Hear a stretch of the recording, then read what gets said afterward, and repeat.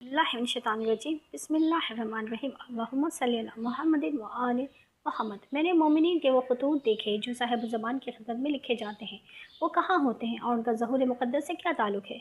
ज़माने ग़ैबत में इमाम ज़माना की खिदमत में रुका लिखने उन सच्चे तरीन अमाल में से है जिनके ज़रिए बंदा अपने शौक़, मोहब्बत और वफ़ादारी का इजहार करता है। ये सिर्फ़ लिखे हुए अल्फाज नहीं होते बल्कि दिल होते हैं जो उनके दस्ते मुबारक में उंडेल दिए जाते हैं। ये एक रोया है जो मुहिब्बीन के खतूत के असर और उनके मुमकिन किरदार की तरफ इशारा करती है कि शायद वो ताजिल फ़रज का सबब बन जाए। इसे गौर से ज़रूर सुनिए। एक बहन कहती है कि गुज़श्ता हफ्ता जुम्मे के दिन में क़िबला रुख बैठी दुआए नदबा पढ़ रही थी कि अचानक बगैर किसी ख़ुनूदगी के मुझे ऊँघ आ गई और मैंने देखा कि एक समंदर है जिसमें बहुत मौजें उठ रही हैं। उस समंदर में एक कश्ती थी, मगर वो कश्ती निहायत पुरसुकून और साबित कदम थी। वो बहुत खूबसूरत कश्ती थी, चमकते हुए लकड़ी से बनी हुई, और वो कश्ती इमाम मेहदी अलैहिस्सलाम की थी। मैंने देखा कि इमाम मेहदी उस कश्ती पर खड़े हैं और कश्ती आगे बढ़ रही है। लेकिन जिस चीज़ ने मेरी तवज्जो सबसे ज़्यादा खींची वो कश्ती का बादबान था। वो बहुत बड़ा, निहायत खूबसूरत और शानदार था।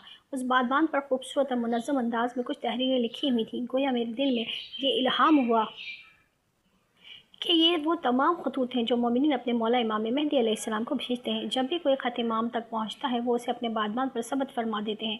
मैं ख्वाब में फ़ज़ा में मौलिक थी, इसीलिए बादबान के करीब पहुँच सकी और उस पर लिखी हुई तहरीरें देख सकी, लेकिन मैं मोमिनीन के खतूत के अल्फाज न पढ़ सकी। उन पर जैसे धुंध सी छाई हुई थी जो पढ़ने से रोक रही थी, और यकीनन ये इसलिए था कि वो इमाम के नज़दीक ख़ास राज थे। मैं ख्वाबों की ताबीर नहीं करती, मगर ये बात मारूफ़ है कि बादबान ही कश्ती को हरकत देता है और उसे मंजिल तक पहुंचाता है। बस मुमकिन है कि मौला हुज्जत को लिखे गए ये खतूत ताजिल ज़हूर में कोई किरदार रखते हों। लिहाजा अपने इमाम ज़माना को रुका लिखने में हरगिज़ सुस्ती ना करो। मेरी जान उन पर फ़िदा हो, वो तुम्हारे हर लिखे हुए हरूफ को पढ़ते हैं। लेकिन एक बार कोशिश करो कि अपने खतूत में सिर्फ हाजात ना लिखो। एक मुहिब अपने महबूब को ख़त लिखे, उन्हें बताओ कि हम उनसे कितनी मोहब्बत करते हैं, उनके कितने मुश्ताक हैं, उनके हक़ में कितनी कोताह हैं, और हमने अपने दिल, गुनाहों और बुरे अमाल के सबब उनके पाक दिल को कितना गम पहुँचाया है।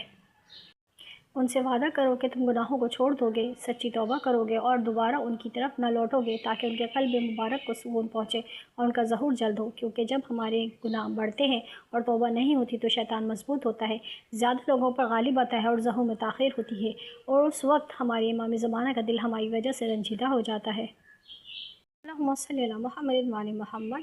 अल्लाह हमें नेक अमाल करने की तौफ़ीक़ इनायत फ़रमाए। इलाही आमीन। अल्लाहुम्मा सल्ली अला मुहम्मद व आले मोहम्मद।